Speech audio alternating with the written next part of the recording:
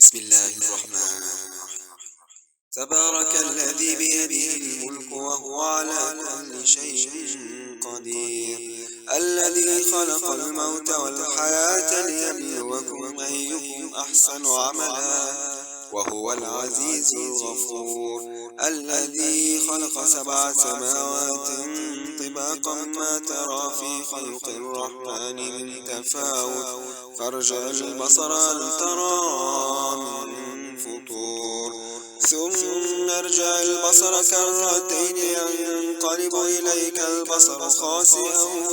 وهو حسير، ولقد زينا السماء الدنيا بمصابيح وجعلناها رجوما للشياطين وأعتدنا لهم عذاب السعير، وللذين كفروا بربهم عذاب جهنم وبئس المصير، إذا ألقوا فيها سمعوا لها شهيقا وهي تفور تكاد تميز من الغيظ، كلما ألقي فيها فوج سألهم خزنتها ألم يأتكم نذير، قالوا بلى قد جاءنا نذير فكذبنا وقلنا ما نزل الله من شيء إن أنتم إلا في ضلال كبير، وقالوا لو كنا نسمع أو نعقل ما كنا في أصحاب السعير، فاعترفوا بذنبهم فسحقا لأصحاب السعير، إن الذين يخشون ربهم بالغيب لهم مغفرة وأجر كبير، وأسروا قولكم أو اجهروا به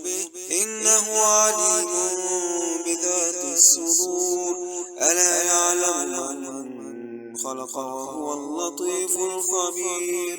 هو الذي جعل لكم الأرض ذلولا فامشوا في مناكبها وكلوا من رزقه وإليه النشور، آمنتم من في السماء أن يخسف بكم الأرض فإذا هي تمور، أم أمنتم من في السماء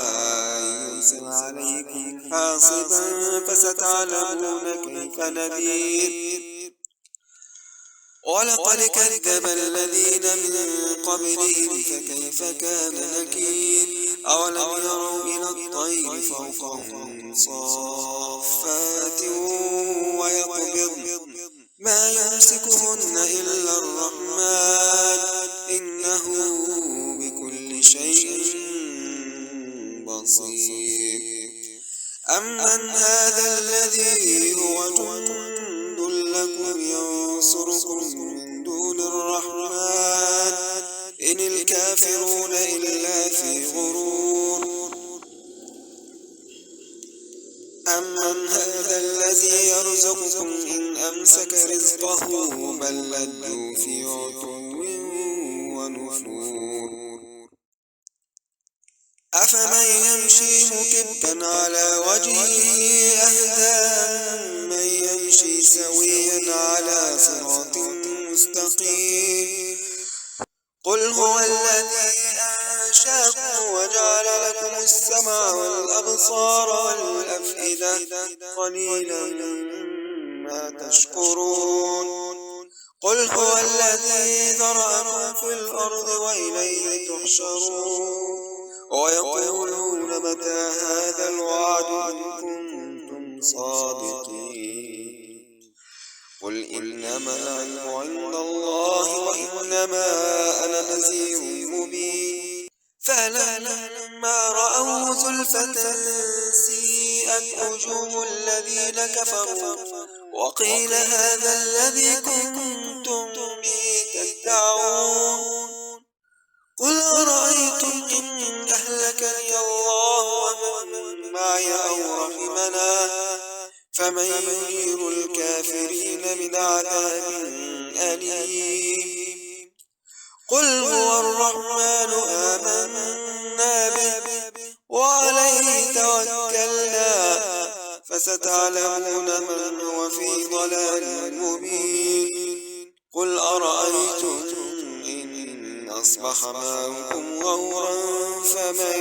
يأتيكم بماء معين. صدق الله العظيم.